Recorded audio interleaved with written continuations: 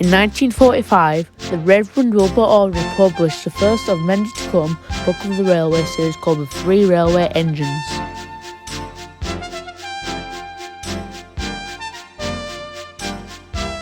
After two failed attempts at making a TV show, in 1980 a woman named Britt Allcroft discovered Wilbert's books and was endlessly inspired. So inspired to make a TV show, and with the help of director David Mitton and voice talents Ringo Starr and George Carlin, produced the first of many to come of Thomas the Tank Engine and Friends. This is only the first piece of the puzzle of the history of Thomas and Friends.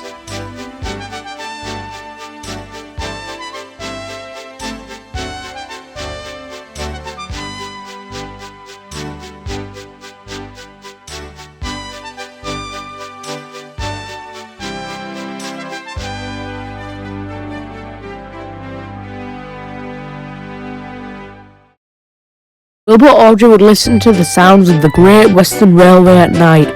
He would describe the chuffing and puffing of the engines sounding like a dialogue, and during a double header, he would think that the engine at the front saying, "I can't do it," and the engine at the back saying, "I will do it." This experience as a young boy would eventually inspire the story of Edward and Gordon. This brings us to 1942, in which Christopher, Wilbert's son, was sick in bed with measles. So to entertain him, his father read him stories about this group of engines that lived on a railway and went on all sorts of adventures. In 1945, these stories became the first book of the railway series called The Three Railway Engines. First illustrated by William Middleton, then by Reginald Payne, and then finally by Clarence Stolby. Wilbert would make Christopher a model of Gordon, but when Christopher asked for a model of Edward, it could not be done. So instead, he made Christopher a model of a tank engine and some rolling stock.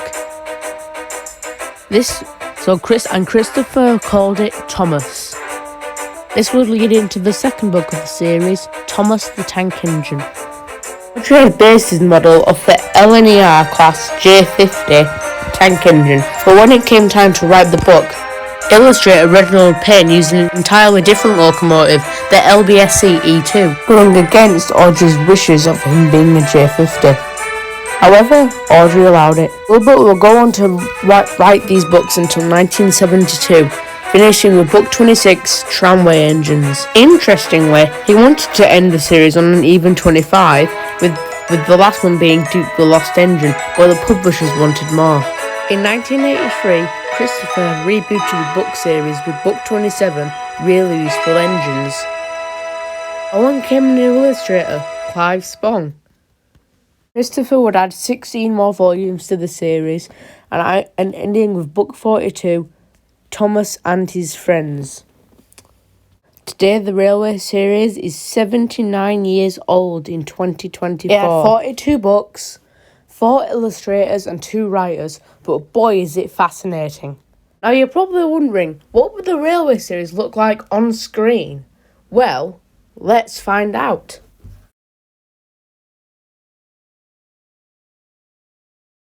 A documentary on the Bluebell Railway, a TV presenter named Britt Allcroft discovered Wilbert's books and became endlessly inspired. So inspired to make a TV show. And after much coaxing from Britt, Wilbert finally agreed. However, before we get into this, let's talk about what the original version of a TV show about Thomas the Tank Engine would have looked like.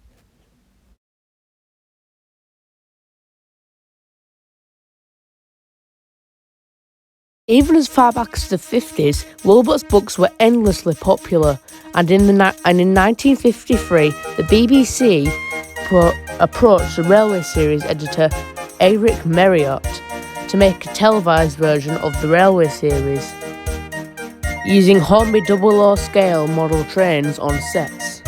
And pretty soon, the project was in production. Chosen story to adapt was The Sad Story of Henry, and was set to premiere live on the BBC Children's Hour children's television, and narration provided by radio presenter Julia Lang. However, the show went poorly, as a train derailed on camera, messing everything up. And since the project was live, a hand could be seen lifting the engine back onto the rails. Lang had to scramble to make the audio work. As you can see, it was not a great success.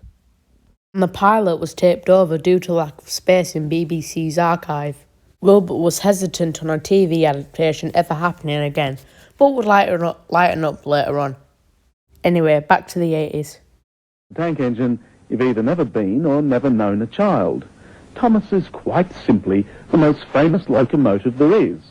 He and his toot-tooting railway friends were the creation of an English country parson back in the 40s. Half a century later, they're still a runaway success, with 10 million books sold and a television show seen around the world. Brittany did a director and film company. She stumbled across David Mitten, a model director, and who just so happened to own Clearwater Features, a company who got its start on British advertisements. After many months of deciding what medium would be used to make the series, stop motion, claymation, 2D animation, it was finally decided to make it with model trains on giant sets. As the 1953 pilot had done, it would be a lot more practical this time. Markham provided gauge-run models of all the engines, and giant sets were built. Britt also needed some music, and she found two musicians called Mike O'Donnell and Junior Campbell, who composed the score all the way up until season 7. The last thing Britt needed was a narrator, and she had a pretty obscure idea in mind. Ringo Starr, yes. The Ringo Starr, the ex-Beatle himself, became the voice of Thomas. At first, Ringo backed out, saying kids won't even be interested with stuff like Star Wars around. In fact, the first time Britt Allcroft, who was the producer of all this, came up saying, I'd like you to read these stories about this train, which I never had because I was a Beano man. And I said, you're going to be crazy. It's Star Wars and Madison. We were talking years ago anyway. And so she came back and convinced me. So I said, look, I'll just read 5 of the stories on my own, on tape, and you listen to them and see if you still want me. And she did. And then we did Thomas the Tank. So he eventually gave in. Ringo will narrate the first 2 seasons of Thomas. Not very long, huh? And in 1983, a pilot was screened to ITV. The pilot was chosen to adapt the story down the line and used 2 Thomas and Gordon models. However, the pilot has never seen the light of day since this, the only surviving footage being this clip used in the 25th series of the first season, the final down the mine. If you look closely, Thomas looks very different from his other Gauge 1 model, and so does Gordon. And finally, in 1984, the world was introduced to the railway series on screen, newly titled Thomas the Tank Engine and Friends. In 1990, Britt felt the need to expand Thomas to a bigger audience. She decided to do this by expanding it to different countries, including America and Japan. Others would join later. In Japan, they used a full voice cast. トーマスが駅に駆け込むとゴードンが待っていた。何やってるんだ、トーマス、早くしろ。うるさいな。このゴードン様を舐めるなよ。 Meanwhile, in America, Thomas came to that country through a half-hour show called Shining Time Station. Mr. Conductor, first played by Ringo Starr, and then by George Carlin, who will narrate Thomas for the US audience from season 1 to 4, would tell kids about Thomas the Tank Engine. He would mention it. Then I'll tell you a story about my friend Thomas. Here we go. Thomas. Which would then cut to a Thomas episode. The show definitely had a very interesting production history, and we're only getting started.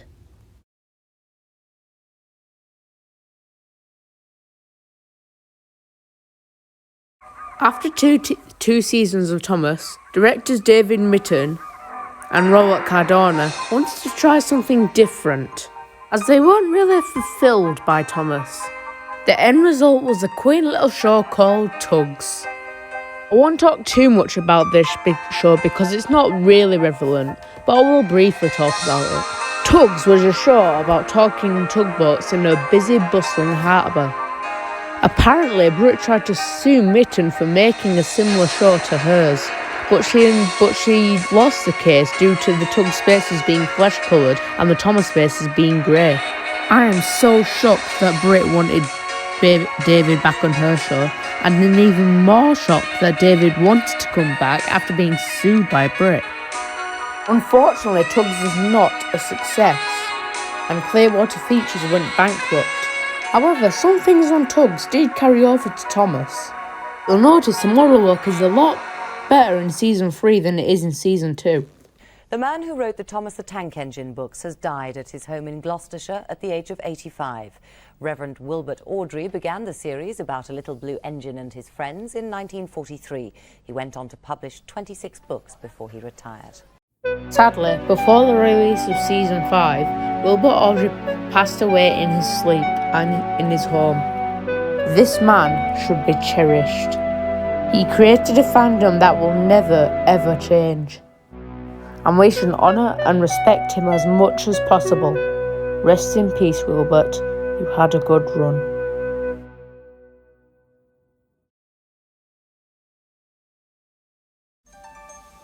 During the production of Season 5, Brit Allcroft had plans for a Thomas movie. She struck a deal with Barry London, who was chairman of Paramount Pictures. However, Barry left Paramount and became chairman of Destination Films instead, and that became the financial backing for the film. Brit found several famous voice actors to fill in the roles, including Peter Fonda, Mara Wilson, and even Alec Baldwin, who narrated Season 5 for the US audience and will go on to narrate Season 6. Instead of a story about Thomas, Brit Allcroft wanted to tell a story about a girl and her grandfather trying to get her back together, but used Thomas as a medium to tell it. The film, called Thomas and Magic Railroad, released in July 2000, and it flopped. The movie barely broke its target in the box office. Most audiences were just too confused on what was happening, and I can tell. I've made a whole video on this movie. I'll put a link down in the description. Point is, the movie is badly written, but apparently it did have a very interesting production history. And there was even a whole director's cut that is lost to time. For years, fans speculated if the director's cut was better than the final movie. Well, in the lead up to the movie's 20th anniversary Blu-ray release, a work print of the cut leaked online, and is not much better than the final product, so I prefer the original. Due to the failure of Magic Railroad, Brit Allcroft's company was turned into Gillane Pictures. Gillane produced 2 seasons of Thomas, Season 6 and 7, before the franchise was handed over to Hit Entertainment. Hit produced 4 seasons of Thomas and 2 movies, Calling All Engines and The Great Discovery. Although the writing did take a major hit this era, then something happened to Thomas, something that would change it forever and completely mess up the perception of the show moving forward.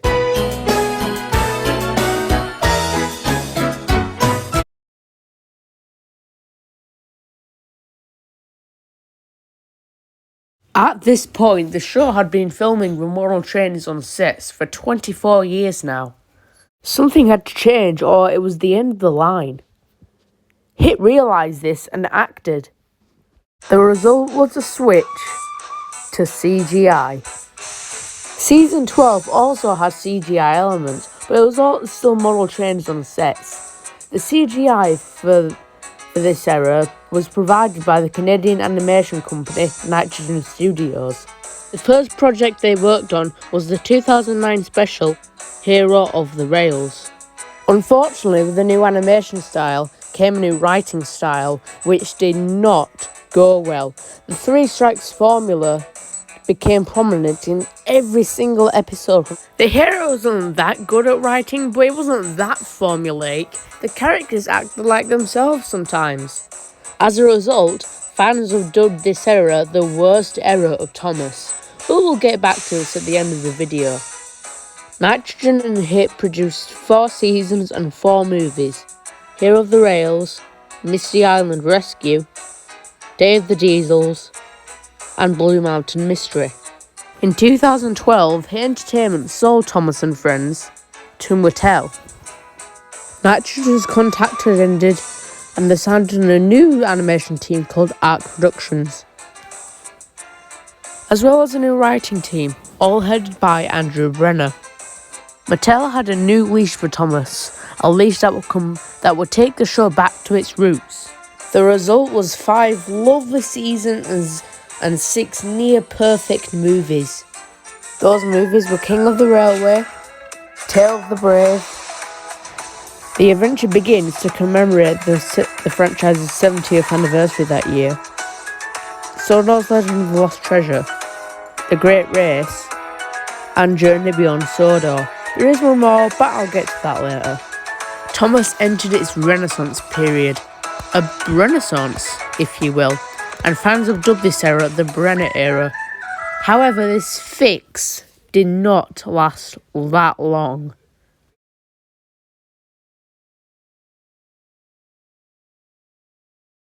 For some goddamn reason, producers Ian McHugh and Michaela Winter wanted to switch things up, as they felt kids weren't responding to the show. The result was a soft reboot of the show, and it was rebranded to Thomas and Friends Big World Big Adventures. We first heard about this in 2018 or 2017 during Journey Beyond Sodor's release, and fans dismissed it at first. But after how abruptly season 21 ended, and after the next movie's release in 2018, fans slowly started to believe it, only for it all to be proven right in season 22, that also released in 2018.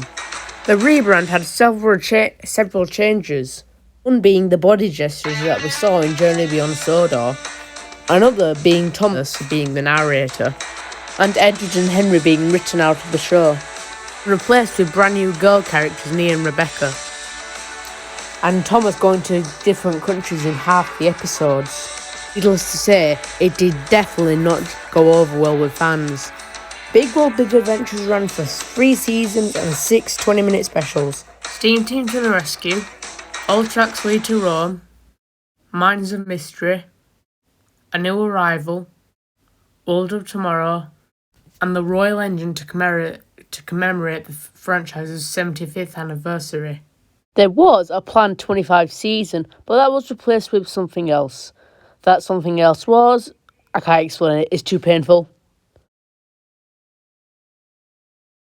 And there you have it, Thomas the Tank Engine's entire history. It had 24 seasons, good selling book series, and 14 movies.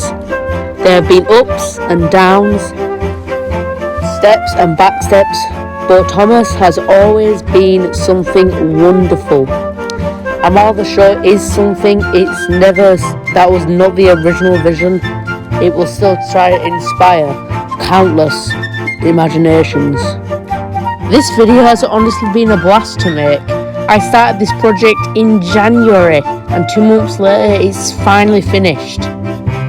It's a shame seeing something like Thomas being neutered into something that was definitely not the original vision. Over the years it has suffered greatly, but we'll always cherish those classic seasons and the legacy that the Reverend Wilbert Awdry left us. And who knows, maybe that theatrical Thomas movie will actually come out. Thank you for tuning into this video, and I'll see you all in the next one. Bye!